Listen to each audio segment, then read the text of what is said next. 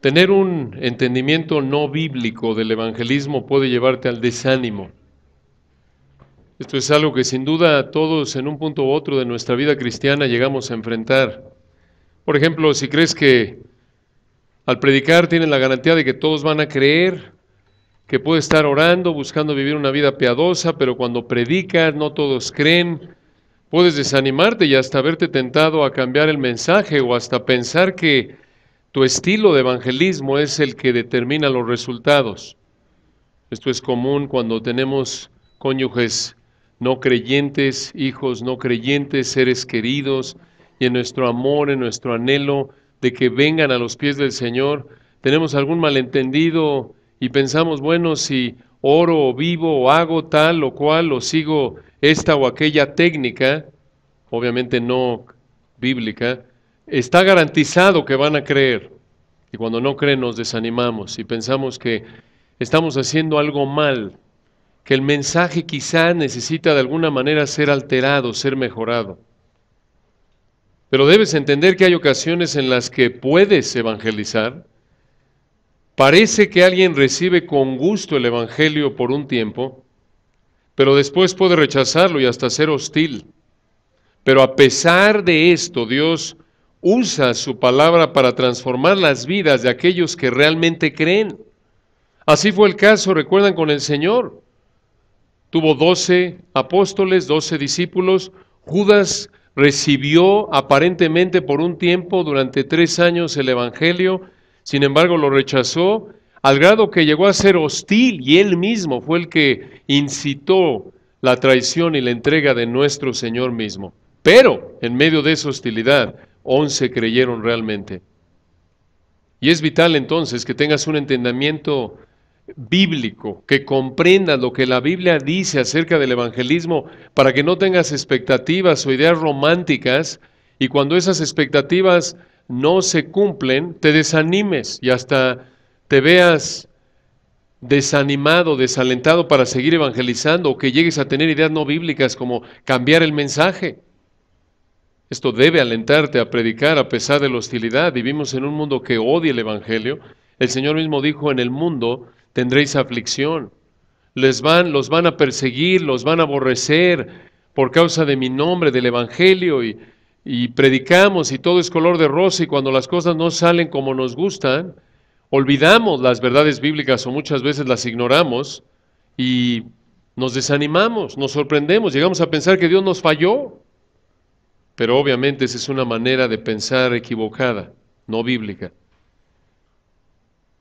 Y esta mañana vamos a un texto que nos va a ayudar, nos va a alentar en el área del evangelismo, y veremos cómo a pesar de la persecución, a pesar de la hostilidad, aun cuando la gente inicialmente y aparentemente creyó el evangelio, puede haber ocasiones que rechazan el evangelio, hasta se vuelven hostiles contra el evangelio, y de esta manera dan evidencia de que realmente no conocen al Señor. Su aparente profesión positiva, su recepción aparentemente positiva desde el punto de vista espiritual, no es nada más que una mera recepción sentimental, sin que sea una verdadera regeneración, sin que realmente haya arrepentimiento. Vamos en esta mañana entonces a Hechos 19, versículos 8 al 10. Recordarán en lo que llegan ahí a Hechos 19, 8 al 10, que estamos estudiando Hechos capítulo 19, y en este capítulo estamos estudiando 4 obstáculos superados por la palabra que te alientan a predicarla. Vimos el primero la semana pasada, la ignorancia, en los versículos 1 al 7. Vimos cómo la palabra de Dios superó la ignorancia de los discípulos de Juan. Y el segundo obstáculo que encontramos en este capítulo, aquí en los versículos 8 al 10, es la persecución. La persecución. Aquí en los versículos 8 al 10, la persecución es otro obstáculo aparente que la palabra de Dios supera en el evangelismo, y esto te debe alentar a predicarla. Recordarán que estamos en el tercer viaje misionero de Pablo, y estamos aquí en Hechos 19:8, alrededor del año 52 después de Cristo. Este viaje misionero, recordarán, se llevó a cabo entre el 52 y el 56. Aquí en Hechos 19 estamos allá por el año 52, 53 es probable, Y llegamos a Hechos 19, en donde recordarán, Pablo se encuentra en la ciudad de Éfeso. Y observen lo que sucede en Hechos 19:8. Y entrando Pablo en la sinagoga, habló con denuedo por espacio de 3 meses, discutiendo y persuadiendo acerca del reino de Dios. Pero endureciéndose algunos y no creyendo, maldiciendo el camino delante de la multitud, se apartó Pablo de ellos y separó a los discípulos, discutiendo cada día en la escuela de uno llamado Tirano. Así continuó por espacio de 2 años, de manera que todos los que habitaban en Asia, judíos y griegos, oyeron la palabra del Señor Jesús. Aquí en estos 3 versículos vamos a estudiar 3 etapas del progreso de la palabra en Éfeso que te alientan a predicarla. 3 etapas del progreso de la palabra en Éfeso que te alientan a predicarla. Estas 3 etapas son el recibimiento de la palabra, en segundo lugar el rechazo de la palabra o en contra de la palabra y finalmente el prevalecimiento de la palabra. Realmente lo que vemos aquí en Hechos 19, 8 al 10 es lo que con frecuencia sucede en vidas individuales. Muchos inicialmente reciben la palabra, pero terminan rechazándola al grado que terminan siendo hostiles a ella, pero a pesar de eso, aquellos en quienes Dios produce fe genuina a través de su palabra, van a creer a pesar de esa hostilidad. Observen la primera etapa del progreso de la palabra en Éfeso. En primer lugar, observen el recibimiento de la palabra, versículo 8. Y entrando Pablo, observen ahí la palabra Pablo, no está en los mejores manuscritos, pero es Pablo por el contexto. Entrando Pablo en la sinagoga, habló con denuedo. ¿Qué es denuedo? Ya lo hemos visto varias veces a lo largo de Hechos, como en Hechos 18:26, Apolos habló con denuedo. Denuedo se refiere a que Pablo habló con apertura, con valentía. Noten versículo 8, entrando Pablo en la sinagoga, habló con denuedo por espacio de 3 meses, discutiendo y persuadiendo acerca del reino de Dios. Recordarán en nuestro estudio de Hechos 13 y 14, el primer viaje misionero, y después el segundo viaje misionero, desde Hechos 15 hasta el final del capítulo 18. En ningún lugar de todos los lugares a donde fue Pablo a predicar, donde llegó a la sinagoga, en ningún lugar estuvo ahí por 3 meses, porque normalmente llegaba y ¿qué pasaba? Se enojaban los judíos y lo expulsaban. Entonces, esto es algo fuera de serie, a partir de lo que hemos visto a lo largo de Hechos. 3 meses, dice el versículo 8. 12 semanas aproximadamente, noten qué estuvo haciendo ahí al final del versículo 8, discutiendo, es una palabra importante, traduce la palabra griega dialegómenos, quiere decir conversar, dialogar, un intercambio, un diálogo. Esto apunta a que no solo predicó, sino que también probablemente le hicieron preguntas, respuestas, interactuó con la gente ahí 3 meses. Y esto nos lleva a pensar, una implicación de esto es que no dejó duda alguna. Si había alguna duda, durante 3 meses regresaba Pablo, la contestaba, llegaba un sábado, un día de reposo, enseñaba, interactuaba, si quedaban dudas regresaba y cualquier pregunta, cualquier duda pudo haber sido cubierta por Pablo. No es que fue una conferencia, predicó 45 minutos y se fue y todos dijeron, bueno, me hubiera gustado que explicara mejor este y este punto, ¿no? Entonces, hubo una enseñanza exhaustiva, 3 meses. Y observen cuál fue el tema de discusión ahí en el versículo 8. Él estuvo discutiendo y persuadiendo acerca del reino de Dios. ¿Qué significa eso? Lo hemos visto ya varias veces en Hechos. Esto habrá incluido hablar del Rey, del Señor Jesucristo, como en Hechos 1:6. Como hemos visto a Pablo a lo largo de Hechos, cómo entrar al reino por la fe arrepentida. Lo vimos en Hechos capítulos 13 y 14, etcétera. Ya en Hechos 18, recuerdan, 19 al 21, lo habían invitado a regresar a la sinagoga de Éfeso una vez que había visitado. Y aquí regresa, y como de costumbre, antes de ir a los gentiles, recuerden, va a los judíos por 2 razones, ¿recuerdan? Número 1, por tener acceso automático a ellos, porque era judío. Y número 2, porque así no ofendía a los judíos si hubiera ido primero con los gentiles. Entonces, él está ahí en la sinagoga de Éfeso 3 meses. Observen de nuevo que esto apunta a que los judíos y los gentiles temerosos de Dios que estaban ahí en la sinagoga en Éfeso, estuvieron dispuestos a escuchar el Evangelio durante un tiempo, 12 semanas de nuevo. Esto es sorprendente de nuevo para todo lo que hemos visto a lo largo de los viajes misioneros de Pablo.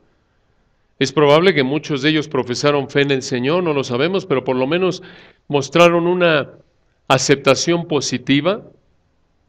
Y aquí entonces vemos la primera etapa del progreso de la palabra en Éfeso. En primer lugar vemos el recibimiento aquí en el versículo 8. Todo bien, 3 meses, está enseñando, está predicando. Noten la segunda etapa del progreso de la palabra aquí en Éfeso. Noten ahí en el versículo 9 el rechazo contra la palabra. Pero endureciéndose. Detengámonos ahí, esa palabra endureciéndose traduce la palabra griega scleruno. Scleruno, ¿a qué le suena? Está relacionado con el término esclerosis. De ahí obtenemos el término esclerosis, esclerosis múltiple. Aquí obviamente es figurado. La idea es que se resistieron a recibir el Evangelio. Y nos dice ahí el versículo 9, observen, pero endureciéndose algunos. ¿Quiénes son los algunos? Bueno, vean el contexto, versículo 8, ¿dónde está Pablo? En la sinagoga. Esto es, algunos de los que lo estuvieron oyendo durante 3 meses se endurecieron. Esto es, se resistieron a recibir el Evangelio. Y, añade ahí el versículo 9, y no creyendo, esta palabra griega significa desobedeciendo.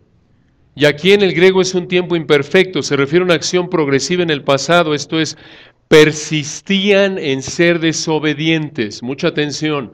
A pesar de que por 3 meses toleraron oír a Pablo, ser instruidos por él, interactuar con él, algunos de ellos se endurecieron, rechazaron el Evangelio, persistieron en ser desobedientes y llegaron al punto, observen al final del versículo 9, que maldijeron, dice ahí maldiciendo, la idea es calumniando. Hablaron mal de quién, del camino delante de la multitud. Una pausa ahí. ¿Qué es esto del camino? Ya lo habíamos visto, ¿recuerdan? Lo vimos en Hechos 9:2. Aquí el camino se refiere al cristianismo. El cristianismo. ¿Por qué? ¿Por qué lo llama así el Espíritu de Dios a través de Lucas en Hechos 9, Hechos 19:9? ¿Por qué llamarlo el camino? Parece que Lucas, el autor de Hechos, quiere mostrar que el cristianismo es el camino de la verdad. Finalmente está haciendo eco, recuerdan lo que el Señor dijo en Juan 14:6, yo soy el camino, la verdad y la vida. Nadie viene al Padre sino por mí. También es probable que los cristianos de esa época se refirieran a sí mismos de esta manera, el camino. Lucas, de hecho, usa varias veces este título para referirse al cristianismo. Aquí en el 19:9, en el 23:22 lo pueden apuntar. También lo usa en el 24:14 y 22. Este es un punto muy importante, hermanos. Esta frase, el camino, apunta a la naturaleza exclusiva del cristianismo. Exclusiva. Esta es la misma idea, recuerdan, de 1 Timoteo 2:5, se enseña por todo el Nuevo Testamento. Hay un solo Dios y un solo mediador entre Dios y los hombres. ¿Quién? Jesucristo, hombre. Por eso oramos por la salvación de los perdidos, 1 Timoteo 2:1-8. Por eso llevamos el Evangelio a los perdidos, Mateo 28:19-20. A pesar de lo que muchos aún en la actualidad, líderes cristianos, profesantes en general, dicen que no te preocupes, con que hagas buenos esfuerzos llegas al cielo, Dios te va a aceptar por tu sinceridad. No es lo que la Biblia enseña. No es bueno, no te preocupes si eres católico, romano, mormón, testigo de Jehová, judío. No importa, si no eres cristiano, si no crees que la salvación es solo por fe en Cristo, por gracia únicamente, en Cristo únicamente, no pasa nada. Eso no es lo que la Biblia enseña. La Biblia enseña que el cristianismo es el camino. No hay otro camino. En ningún otro hay salvación. ¿Recuerdan Hechos 4:12? Porque no hay otro nombre dado a los hombres bajo el cielo en que podamos ser ¿qué? Salvos. Solo hay un camino. De lo contrario, ¿para qué evangelizamos? ¿Se dan cuenta? Si todos van a llegar al cielo, ¿por qué nos mandó entonces el Señor a ir por todo el mundo y predicar el Evangelio? ¿Por qué nos mandó en Mateo 28, 19 y 20 a hacer discípulos de todas las naciones si todos van a llegar al cielo? ¿Se dan cuenta? No, la Biblia enseña que hay que evangelizar, hay que creer en el Evangelio verdadero. De lo contrario, no vas a llegar al cielo. Y hay varios textos que apoyan esto. Veamos, por ejemplo, por un momento, Hechos 17, ¿recuerdan? Retrocedan unos 2 capítulos, lo vimos esto a detalle, Hechos 17. Noten qué ilustración, Hechos 17, versículo 16. Recuerdan, estuvimos ahí en Atenas estudiando este gran texto durante varias semanas. Hechos 17, 16, en su segundo viaje misionero, mientras Pablo los esperaba en Atenas, su espíritu se enardecía viendo la ciudad entregada a la idolatría. ¿Por qué? ¿Por qué se preocupó Pablo tanto de ver tanta idolatría en Atenas? Si Pablo hubiera creído que nada más por sinceridad la gente va al cielo, no se hubiera preocupado. Hubiera visto tantos ídolos en Atenas y hubiera dicho, ay, mira qué religiosos, gracias Señor, porque tú amas a los sinceros. Y ve cómo se están esforzando, no hay problema. No, se molestó porque era una afrenta a Dios. Y noten, versículo 22, entonces Pablo, puesto en pie en medio del Areópago, dijo, varones atenienses, en todo observo que sois muy religiosos, porque versículo 23, pasando y mirando vuestros santuarios, hallé también un altar en el cual estaba esta inscripción, al Dios no conocido. Estos eran tan religiosos, tan idólatras, tan paganos, que tenían altares para todo tipo de Dios, y en caso de que se les hubiera olvidado alguno, versículo 23, le dedicaron un altar. Y noten que Pablo no dijo, bueno, qué bueno, son tan sinceros, qué bueno, ya me voy, aquí no necesitan ser evangelizados.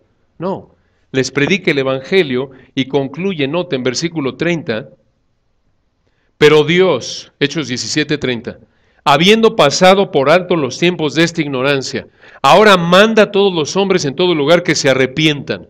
Por cuanto, versículo 31, ha establecido un día en el cual juzgará al mundo con justicia por aquel varón a quien designó, dando fe a todos con haberle levantado de los muertos. ¿A quién le predicó esto? A los mismos a quienes les dijo, versículo 22, varones atenienses, en todo observo que sois muy religiosos. Note que no concluyó diciendo, bueno, pero qué bueno que todos somos hermanos y vamos a llegar al cielo todos. Ahí nos vemos, yo creo en Cristo y ustedes en Afrodita y en aquel y en aquella, ahí nos vemos. No.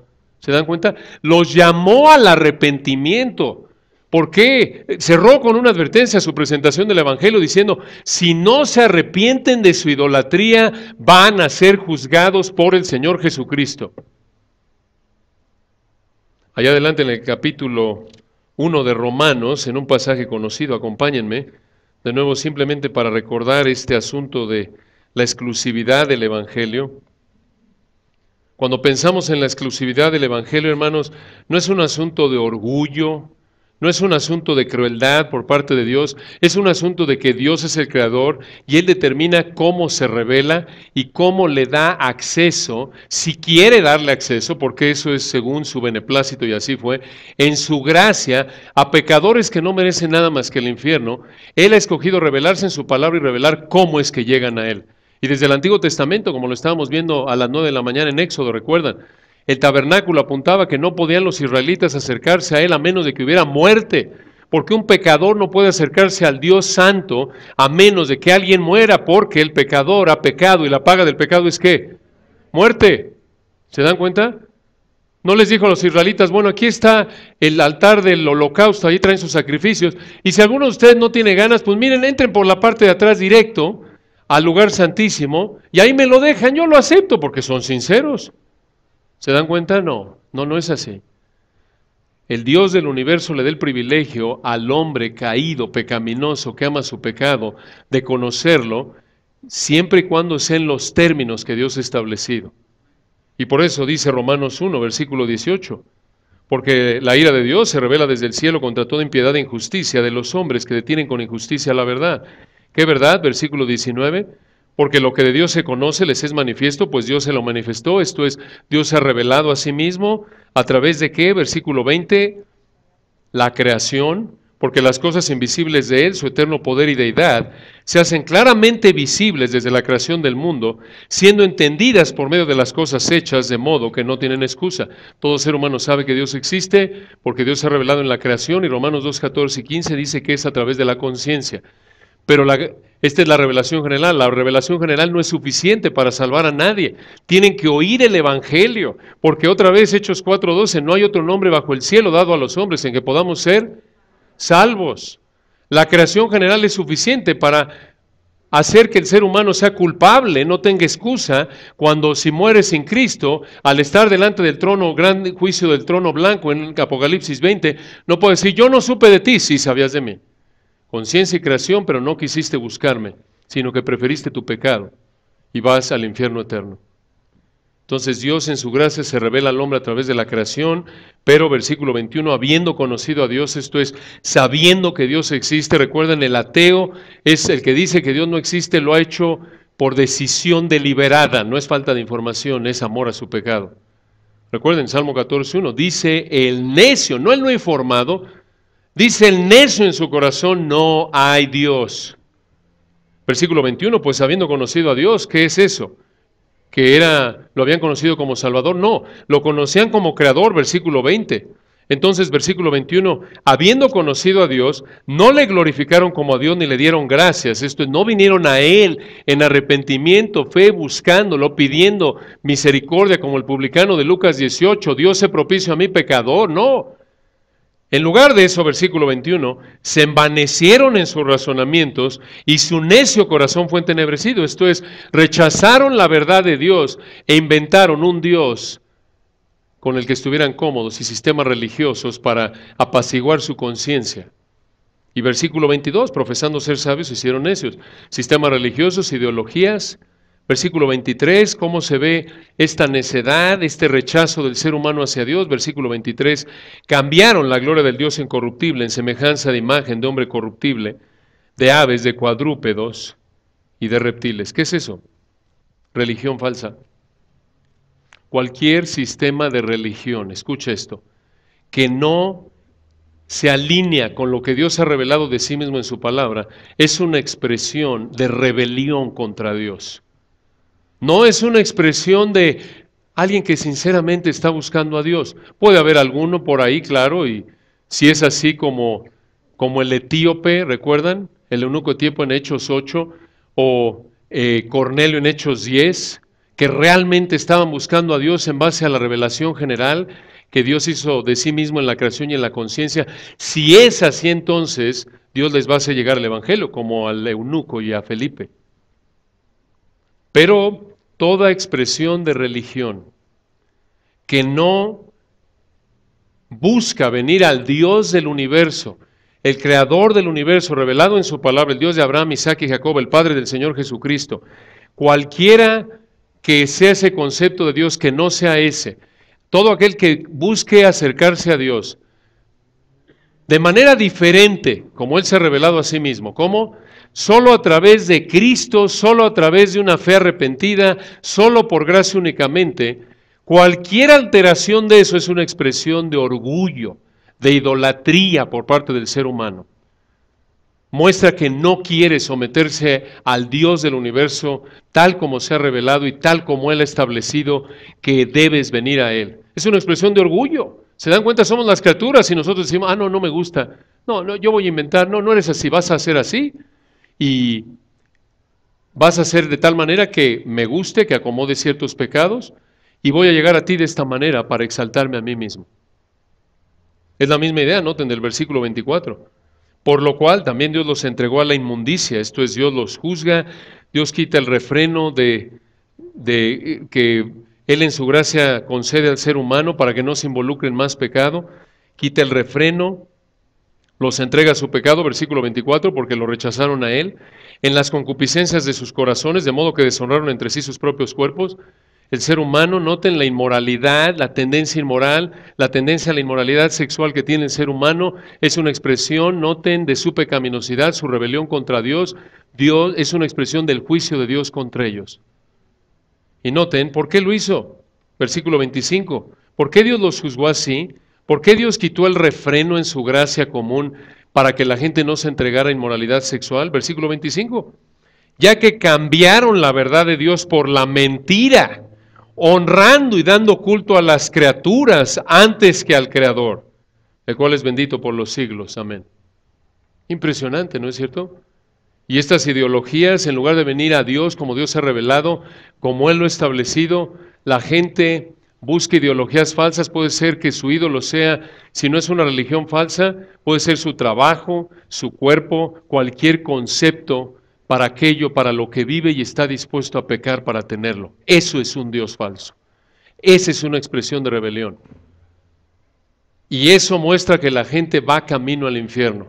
Noten, no es cuestión de que, es que es muy sincero, estos terroristas que se mataron aquí y allá o mataron a gente en su yihad. Son sinceros, seguro los vamos a ver en el cielo. No, Señor, no sirven al mismo Dios, ni vienen al mismo Dios que de la Biblia, al Dios verdadero, ni vienen a Él tal como Él lo ha establecido. De nuevo, no es nada popular enseñar esto en la actualidad, ¿no es cierto? En una sociedad, en una manera de pensar pluralista, en donde todo el mundo dice, no importa, mira, son nuestros hermanos los mormones, los católicos, los testigos de Jehová, los musulmanes, pero Dios dice, no, Señor, este es el camino.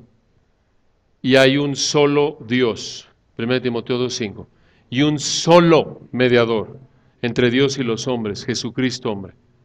¿Se dan cuenta? Pero eso es lo que enseña la palabra de Dios. Y si vamos a ser fieles a ella, tenemos que predicarla tal como Dios lo dice, claro, en amor, con misericordia, con gracia, con amabilidad. No obstante, esto es lo que enseña la palabra de Dios. Entonces, regresando a Hechos, capítulo 19,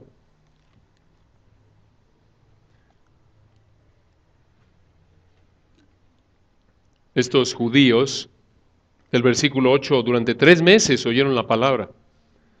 Pero, tristemente, versículo 9, endureciéndose, resistiéndose a recibir el Evangelio, algunos de ellos, del versículo 8, que habían estado oyendo la palabra, aparentemente recibiéndola durante 3 meses y no creyendo, persistiendo en ser desobedientes, maldiciendo el camino delante de la multitud, versículo 9, se apartó Pablo de ellos. Una pausa ahí. No quisieron oír, él se apartó. Como lo hizo en su primer y segundo viaje misionero, ¿recuerdan? Por ejemplo, en Hechos 13:46 lo vimos haciendo esto. Hechos 13:46. Noten desde el 45. Hechos 13:45. Pero viendo los judíos la muchedumbre se llenaron de celos y blasfemando. Versículo 46. Se llenaron de celos y rebatían lo que Pablo decía, contradiciendo y blasfemando. Versículo 46 de Hechos 13. Entonces Pablo y Bernabé, hablando con denuedo, dijeron, a vosotros a la verdad era necesario que se os hablase primero la palabra de Dios. Mas puesto que la desecháis y no os juzgáis dignos de la vida eterna, he aquí, nos volvemos a los gentiles. No quisieron oír, persistieron en rechazar la palabra. Pablo les dijo, hasta luego. Allá adelante noten otro ejemplo, hay varios, pero en el 18:6, y realmente, hermanos, lo vemos en el Señor Jesucristo mismo. ¿Recuerdan cuando alguien no quería ir? Simplemente se fue con otros. Hechos 18:6. Noten desde el 5, aquí están en Corinto. Hechos 18:5. Y cuando Silas y Timoteo vinieron de Macedonia, Pablo estaba entregado por entero a la predicación de la palabra, testificando a los judíos que Jesús era el Cristo. Está predicando, versículo 26. Pero poniéndose y blasfemando estos, les dijo, sacudiéndose los vestidos, vuestra sangre sea sobre vuestra propia cabeza. Yo limpio desde ahora, miré a los gentiles. ¿Recuerdan que esa expresión, vuestra sangre sea sobre vuestra propia cabeza, está arraigada en Ezequiel? ¿Recuerdan? Lo están estudiando con Toño a las 9 de la mañana. Y lo vemos, por ejemplo, en Ezequiel 18, Ezequiel 33 y otras partes. La idea es que Pablo dijo, yo ya cumplí con mi deber de llamarlos al arrepentimiento, decirles dónde está el perdón de pecados. Ustedes no quieren, me retiro. Y noten, aquí lo vuelve a hacer, regresando a Hechos 19, versículo 9. Pero endureciéndose algunos y no creyendo, maldiciendo el camino delante de la multitud, se apartó Pablo de ellos. Noten, hermanos, aquí Pablo está haciendo un ejemplo del Señor cuando dijo en Mateo 7, si me acompañan ahí por un momento, allí en el Sermón del Monte, ¿recuerdan qué instrucción dio? ¿Cómo tratar a aquellos que persisten en rechazar el Evangelio? Aquellos que no quieren escuchar, no quieren arrepentirse y creer. Mateo 7, versículo 6. No deis lo santo a los perros, ni echéis vuestras perlas delante de los cerdos, no sea que las pisoteen y se vuelvan y os despedacen. Recuerden, aquí lo santo y las perlas representan las verdades sagradas, preciadas de la palabra de Dios. Los perros, en este contexto, los cerdos, animales inmundos para los judíos. Los perros, recuerden, no era mascota, como en la actualidad no era una mascota, la tienda mascota y que vas y te sientes con el perrito y lo tocas y demás, como a algunos de nuestros hijos les encanta y luego hay que bañarlos ahí y demás, después es todo un circo, pero no es como en la actualidad que mira, qué lindo ese perro, cómpramelo, lo quiero, no. Los perros eran animales de carroña en ese entonces, eran perros callejeros. Entonces cuando el Señor dice, ¿saben qué? Cuando alguien persiste en rechazar el Evangelio, es como si le dieras a un perro, un cerdo, que no tiene la capacidad de entender, de valorar algo preciado como una perla o algo santo, no les des la palabra de Dios, son como perros o cerdos. Porque si tú le das algo preciado a un perro, un cerdo, un perro callejero, aún un perro domesticado, quizás va a controlarse en cierta manera, pero no tiene la capacidad de entender algo que es sagrado, preciado, como es la palabra de Dios. Y el Señor está diciendo, no hagan eso. Exponen la palabra de Dios a que sea deshonrada cuando persisten en predicarle a alguien que la rechaza. Y no solo eso, corren el riesgo de que los lastimen de manera innecesaria. Por eso dice al final del 6, y se vuelvan y os despedacen. Entonces, ¿cuál es la verdad aquí? ¿Qué implicación hay para nosotros? Cuando alguien, así como con Pablo, así como el Señor lo mandó aquí, cuando alguien, por mucho que lo ames, le predicas el Evangelio y persiste en rechazarlo, evítalo, déjalo en paz. ¿Por qué? Por lo menos por 3 razones. En primer lugar, no pierdas el tiempo.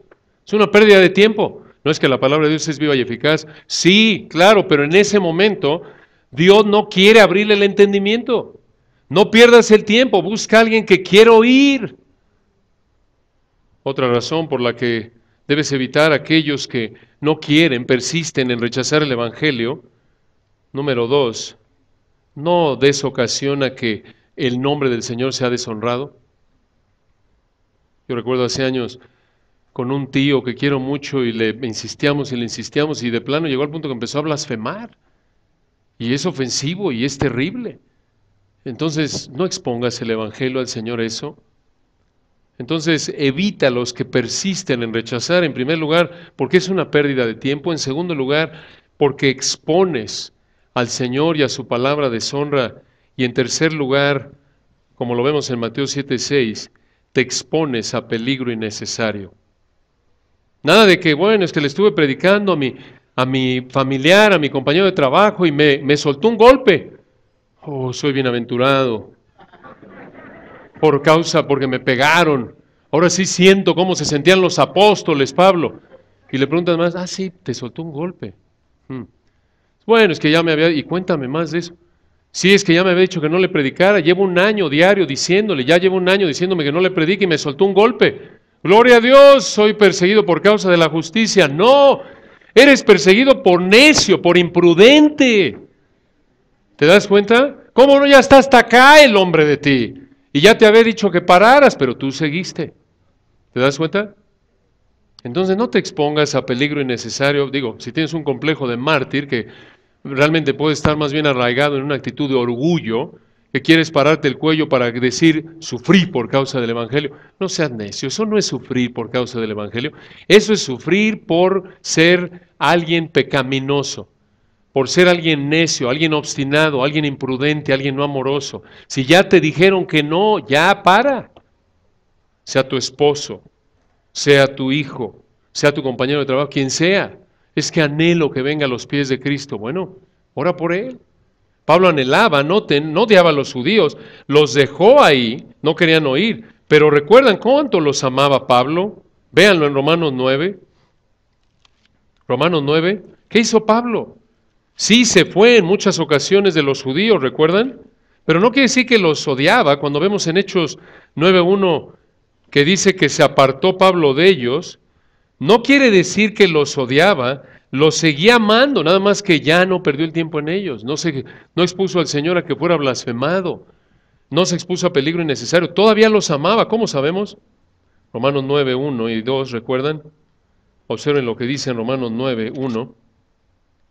Verdad digo en Cristo, no miento, y mi conciencia me da testimonio en el Espíritu Santo. Obviamente Pablo escribió Romanos después de todo lo que había vivido con varios de los judíos. Noten, está diciendo, les voy a decir la verdad, Romanos 9:2, que tengo gran tristeza y continuo dolor en mi corazón. Ya para que Pablo diga eso, oye Pablo, ¿qué pasó? Si este es el apóstol Pablo, recuerdan, el imparable, siempre gozoso, adelante. ¿Por qué estaba tan triste? Versículo 3, porque desearía yo mismo ser anatema, separado de Cristo por amor a mis hermanos, los que son mis parientes según la carne, versículo 4, que son israelitas. Pablo dice, si fuera posible, versículo 3, que yo fuera al infierno. Eso es lo que quiere decir anatema, ser maldito. Si fuera, amaba tanto Pablo a los judíos, anhelaba tanto la salvación de los judíos que dijo, si fuera posible que por el hecho de que yo fuera a la condenación eterna para que ellos conocieran a Cristo, estoy dispuesto. ¡Qué amor!, ¿no es cierto? ¿Cuántos de nosotros podemos decir eso? Nuestra tendencia normal, bueno, qué bueno que yo ya soy salvo, oro por él, Señor, pero qué bueno que yo ya tengo asegurado el cielo. Pero notan qué amor. Y noten, en su amor no fue necio, no persistió, como lo vimos en Hechos 19:9, no quisieron, se apartó, como en Hechos 13:46, 18:6, pero noten lo que continúa haciendo en el 10:1, Romanos 10:1. Noten todo cómo esto está en la mente de Pablo y no lo deja ahí en el capítulo 9, vuelve a tocar este asunto de la carga tan grande que tenía por la salvación de sus compatriotas judíos, y dice en Romanos 10:1, hermanos, les dice a los creyentes romanos, ciertamente el anhelo de mi corazón y mi oración a Dios por Israel es para salvación. Los amaba, 9:3, tanto que estará dispuesto a ir al infierno si eso implicaba que ellos fueran salvos. Los amaba tanto que Romanos 10:1 seguía orando por ellos, pero ya llegaba un punto, como lo vemos en Hechos 19:9, que no querían y se apartó. Esto en un sentido es lo mismo. Vayan a 1 de Pedro 3, ilustrado por la esposa creyente casada con un marido incrédulo. Obsérvenlo. 1 de Pedro 3:1.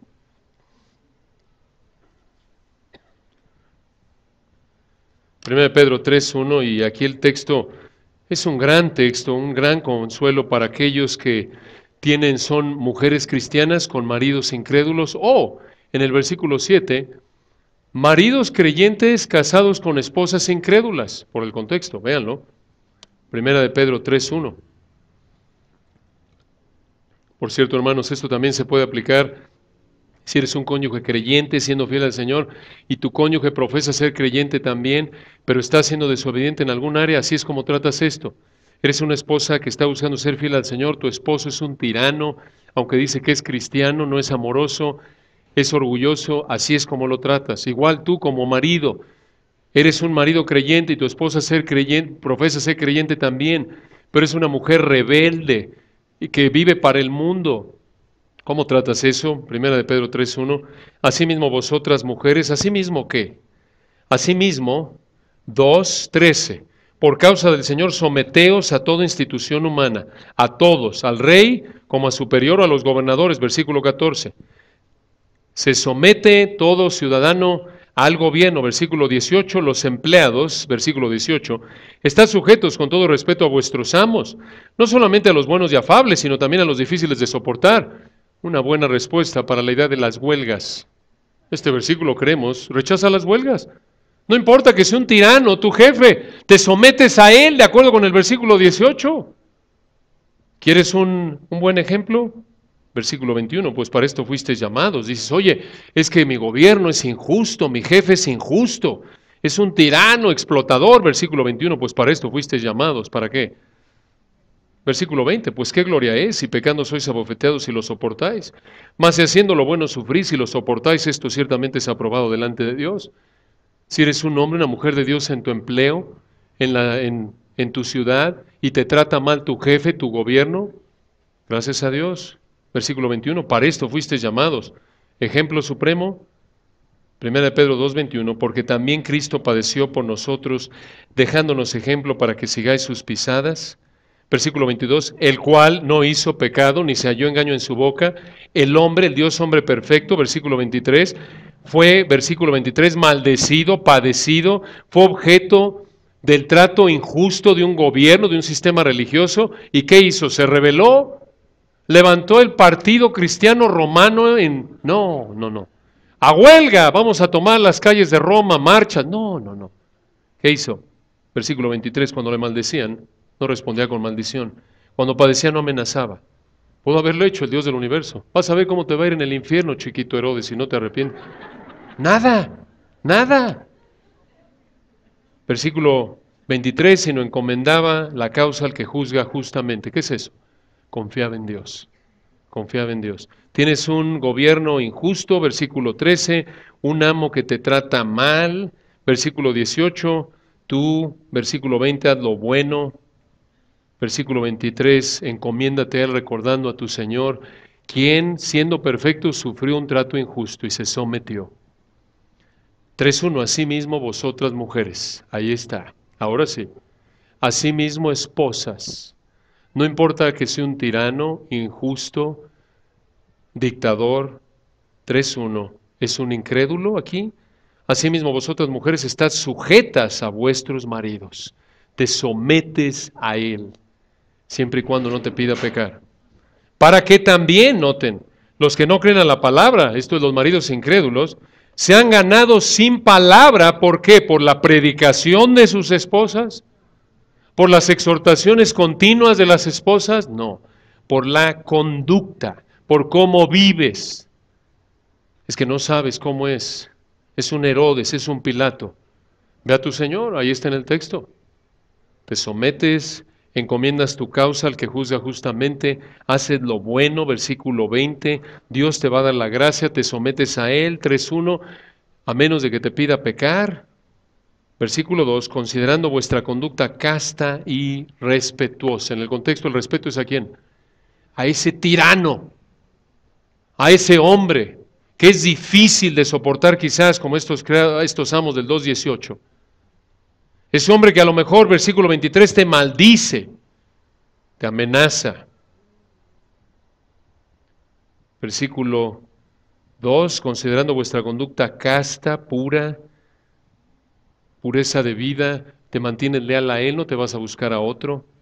Versículo 3, vuestro atavío, su arreglo, no es el externo de peinados ostentosos, de adornos de oro o de vestidos lujosos, versículo 4, sino el interno, el del corazón, en el incorruptible ornato de un espíritu afable y apacible que es de grande estima delante de Dios. No quiere decir que no te pintas, no te bañas, por favor hazlo. Puede contribuir al evangelismo, claro, sobre todo de tu marido, te cepillas los dientes, etcétera, te arreglas. El punto no es que condena el arreglarse, el punto es que la prioridad de una mujer de Dios es, versículo 4, lo interno. El cultivar un espíritu afable y apacible, manso, dócil, sumiso a Dios, a su marido. Esa es su prioridad. No está mal, obvio, que cuide su físico, pero no es lo más importante para ella. No vive 5 horas en el gimnasio y de vez en cuando lee la Biblia cuando le da tiempo. No, ahí hay un problema. Esto no refleja esta actitud de este texto. Lo más importante es cultivar su vida espiritual, lo interno. Eso es de grande estima delante de Dios. De esa manera, versículo 5, noten, y esto no es nada nuevo, esto de someterse a los maridos no es nada nuevo. Respetar al marido, y aquí en el contexto un inconverso, un patán probablemente, porque versículo 5, esto es de toda la vida, así también se ataviaban, así se arreglaban en otro tiempo aquellas santas mujeres que esperaban en Dios, estando sujetas a sus maridos. Así ha sido siempre. Las mujeres de Dios siempre le han dado la prioridad a la virtud interna antes que al arreglo externo. Versículo 6, ejemplo, como Sara obedecía a Abraham llamándole Señor, eso mostraba su respeto a él, de la cual vosotras habéis venido a ser hijas y hacéis el bien sin temer ninguna amenaza. Y versículo 7, vosotros maridos igualmente. ¿Igualmente qué? Igual que la mujer. Igual que la mujer debe someterse al marido inconverso en este caso, o se puede aplicar a un marido creyente desobediente, igual que lo tiene que respetar y buscar ganarlo con su conducta, igualmente marido, si tienes una esposa incrédula o una esposa que profesa ser creyente y es desobediente, igualmente vas a soportar toda amenaza, maltrato y demás. Vas a, versículo 7, vivir con ella sabiamente, esto es de manera considerada, pensando primero en sus anhelos, sus deseos, sus metas, dando honor a la mujer como a vaso más frágil. Y de nuevo en el contexto, esta mujer a la que debes respetar y tratar como un regalo de Dios, aun cuando sea incrédula y sea como la mujer de Oseas y se vaya a buscar otro marido, a menos obvio que persiste en adulterio no arrepentido, entonces ya Dios en su gracia te permitiría buscar el divorcio. Pero se dan cuenta del contexto, de la fuerza de lo que está diciendo Pedro. Y por cierto, Pedro era casado, Él sabía lo que era el vivir casados y las dificultades que trae el matrimonio, la aflicción de la carne, 1 Corintios 7, debido a nuestro pecado. Versículo 7, como a coherederas de la gracia de la vida, se refiere al matrimonio, para que vuestras oraciones no tengan estorbo. Nada de que soy un hombre de Dios y oro y estudio la Biblia, pero no soy considerado de mi esposa. ¿Sabes qué? No pierdas el tiempo orando, porque Dios no oye tus oraciones. Primero tienes que orar primero tienes que vivir con ella sabiamente, pensar en ella primero, y entonces Dios va a conceder tus oraciones. Y aquí en el contexto, la oración es por su salvación. ¿Cómo estás orando? Porque Dios salve a tu mujer o la santifique cuando eres un patán con ella, cuando no vives con ella sabiamente. No ores, no pierdas el tiempo. Primero, ora en arrepentimiento, y lo que a tu esposa le preocupe, eso le preocupa. Y resiste la tendencia que tenemos como hombres, ay, exagera de todo esta mujer. Ay, es así, lo ve así. Si para ella es así, para ti va a ser así. Eso es vivir con ella sabiamente. Y la tratas como a vaso más frágil. Si no, arrepiéntete antes de que ores por su vida espiritual o por su salvación, porque Dios no te va a oír. Por tu orgullo, por tu egoísmo, porque no vives con ella sabiamente. Esto es serio, hermanos. Entonces, otra vez, así es como tratas a alguien que está persistiendo en rechazar el Evangelio, sea un cónyuge o sea cualquier persona. Regresando a Hechos 19, llega un punto en el que los dejas, pero sigues orando por ellos. Sigues buscando respaldar el mensaje que han oído a través de una conducta piadosa. Hechos 19:9, al final noten, ya estamos terminando. Él deja a estos judíos que rechazaron y separó a los discípulos discutiendo. La idea es que los apartó y está instruyendo a los discípulos, los que creyeron ahí de la sinagoga, Hechos 19:9. Cada día en la escuela, era un salón de clases, y uno llamado Tirano. No sabemos si Tirano era el maestro o era el dueño de la escuela, pero de acuerdo con Hechos 20:34, Pablo estuvo trabajando durante su ministerio en Éfeso. Aparentemente trabajaba en la mañana. Es probable que entre las 11 de la mañana y 4 de la tarde les enseñara, porque era en ese entonces la gente ahí en Asia acostumbraba a comer y tomar una siesta entre las 11 de la mañana y 4 de la tarde. Qué descansito, yo sé, soy el aro, pero así era. Recuerdan, hacía mucho calor, no había las comodidades que había en esta que tenemos en la actualidad. Es probable que fuera durante ese tiempo, pero no estamos seguros, pero sí nos da una idea esto, hermanos. Y me recuerda a nuestros amados alumnos del seminario, palabra de gracia, muchos de ustedes que trabajan todo el día y en la noche estudian y están con tareas, sobre todo con maestros tan demandantes como Héctor, Omega, los comandantes. No, no es cierto, hermanos, los queremos mucho, muy buenos maestros. Muy buenos maestros. No les llamen tirano, porque dice ahí Hechos 19:9 tirano. No, son hermanos amados y ellos también trabajando y estudian. Ahí estaba, Pablo lo hacía. Trabajaba, enseñaba. Trabajaba, enseñaba. Entonces, aquí vemos 3 etapas del progreso de la palabra en Éfeso que te alientan a predicarla. En primer lugar, ya vimos el recibimiento en el versículo 8. En segundo lugar, el rechazo, y concluyamos en tercer lugar con el prevalecimiento de la palabra, versículo 10. Así continuó por espacio de 2 años. Esto es enseñando en la escuela de Tirano, porque Hechos 20:31 dice que estuvo un total de 3 años en Éfeso. Por cierto, ya ven por qué en el seminario Palabra de Gracia tenemos planes de 2 años, por lo que dice aquí Hechos 19:10. No es cierto, hermanos. Eso no es cierto, hermanos. Es porque es más práctico, ¿eh? Versículo 10. Así continuó por espacio de 2 años, de manera que todos los que habitaban en Asia, judíos y griegos, oyeron la palabra del Señor Jesús. Noten, ahí se refiere a que muchos oyeron. ¿Cómo fue esto posible? Probablemente porque mucha gente visitaba Éfeso y al estar en un lugar público, mucha gente podía haber tenido acceso a la escuela de Tirano, y también porque se habrán esparcido sus discípulos por toda Asia, Turquía moderna, y durante este tiempo, recuerden, se habrán fundado varias iglesias. La de Éfeso, Colosas, algunas de las 7 iglesias de Apocalipsis 2 y 3, y observen de nuevo el versículo nuevo a la mitad. De manera que todos los que habitaban en Asia, judíos y griegos, oyeron la palabra del Señor. ¿Fue esto en medio de un ambiente amigable al Evangelio? No. Versículo 9.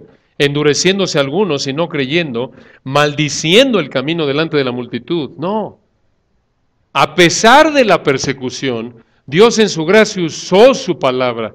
La palabra de Dios tiene tal poder que prevalece sobre la persecución, y por eso predícala. Cuando Dios te dé oportunidad, predícala. Y si alguien no quiere oír, no pierdas el tiempo ahí, concéntrate en los que quieren oír. Vamos a concluir aquí y continuamos, si Dios quiere, la semana próxima. Y vamos a ver el tercer obstáculo que supera la palabra, que te alienta a predicarla, ahí en los versículos 11 al 20, los demonios. Vamos a ver que la palabra de Dios es tan poderosa que ni siquiera los demonios pueden oponerse a ella. Oremos.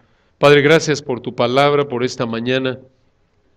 Gracias por la bendición que nos diste de considerar estas verdades tan ricas, tan importantes para nuestra vida. Oramos, Padre, que nos dé sabiduría, oportunidades en primer lugar para predicar. En segundo lugar, sabiduría para que en cuanto identifiquemos a alguien que se rehúsa a oír tu palabra, en lugar de persistir de manera necia, seamos prudentes, evitemos que tu palabra sea deshonrada, no perdamos el tiempo, evitemos exponernos a peligros innecesarios. Oramos, Padre, en particular, empezando por nuestro hogar, el primer campo misionero, nuestros hijos, cónyuges. Aun si tenemos cónyuges o hijos que profesan a Cristo y están en desobediencia a ti, danos sabiduría, Padre.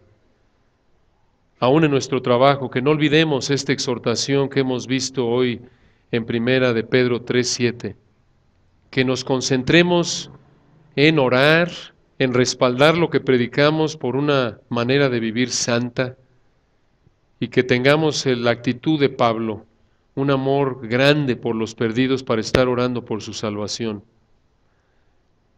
Y gracias, Señor, también porque a pesar de la persecución tú salvas a tus escogidos, como lo hiciste en Éfeso. Que esto nos anime, que seamos fieles por tu gracia. En Cristo Jesús. Amén.